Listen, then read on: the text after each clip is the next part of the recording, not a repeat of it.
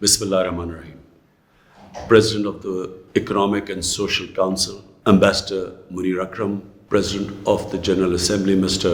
Volkan Bozkır, Secretary General of the United Nations, Mr. Antonio Guterres. It is a pleasure to make this opening statement at the Economic and Social Council's Financing for Development Forum under Pakistan's presidency.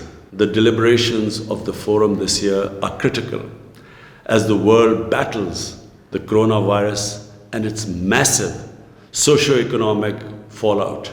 Pakistan contained the first two waves of the virus through a policy of smart lockdowns. We implemented an $8 billion relief package to support the poor and vulnerable and to keep our economy afloat at the same time. Now, unfortunately, we are facing the third wave of the virus. Inshallah, we hope to defeat this. We need a lot of luck, like everyone does. The international community must ensure that the vaccine is available to everyone, everywhere, as soon as possible. If not, the virus will roam around and come back. Production of the vaccine must be ramped up. Patent and technology transfer restrictions should be waived to enable this. Vaccine nationalism and export restrictions are deplorable, as is the use of the vaccine to advance national foreign policy objectives. Excellencies, this forum is an important opportunity to adopt decisions on ways to mobilize the money needed by developing countries to recover from the COVID-induced recession and to restore them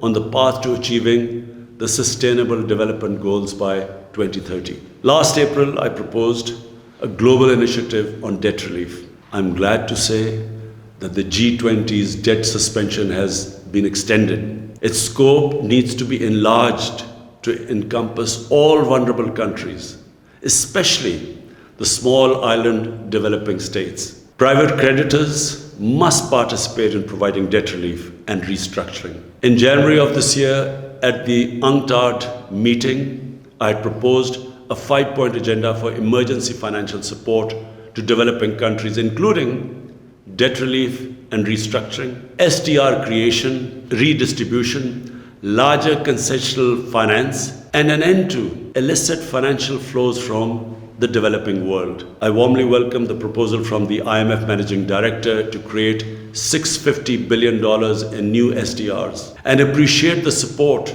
for this from the largest shareholders, including the United States, China, the EU and Japan. The IMF, the World Bank and other developing banks now have an ample capacity to enlarge concessional financing for developing countries. The forthcoming IDA replenishment should be enlarged to $60 billion. Developing countries should also be able to borrow from the market at the prevailing low interest rates which are available to the developed countries. The Liquidity and Sustainability Facility proposed by the Economic Commission for Africa could be one of the ways to achieve this. The Panel on Financial Accountability, Transparency and Integrity, the FACTI panel, has proposed 14 recommendations to halt the outflow of trillions of dollars from developing countries. These recommendations should be endorsed by the United Nations and all financial institutions. The stolen assets of developing countries must be returned immediately and, more importantly, unconditionally. While speaking to the FACTI panel, I had proposed the imposition of a global minimum corporate tax to avoid profit shifting and tax avoidance by large corporations. I endorsed the recent US proposal for such a global minimum corporate tax. A moratorium should be declared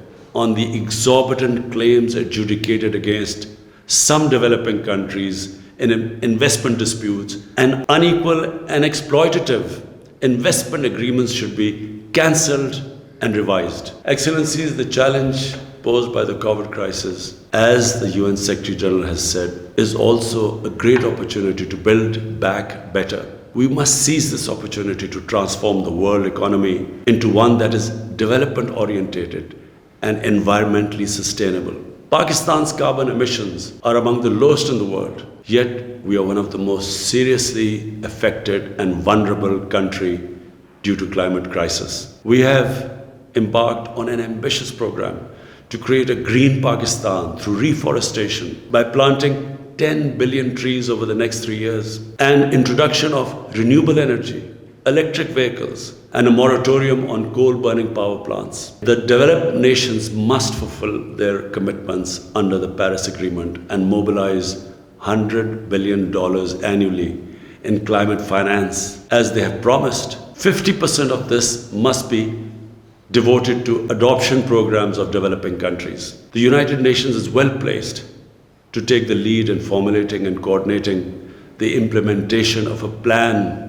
to make the transition to a green global economy. I hope that the UN will create an inclusive, multi-stakeholder mechanism to do so. Excellencies, we are at a critical point in world history. The COVID pandemic has dramatically illustrated humanity's oneness and interdependence. We must disavow power rivalries and geopolitical competition. We must opt for unconditional international cooperation. Together we must construct a new peaceful, equitable, and sustainable world order.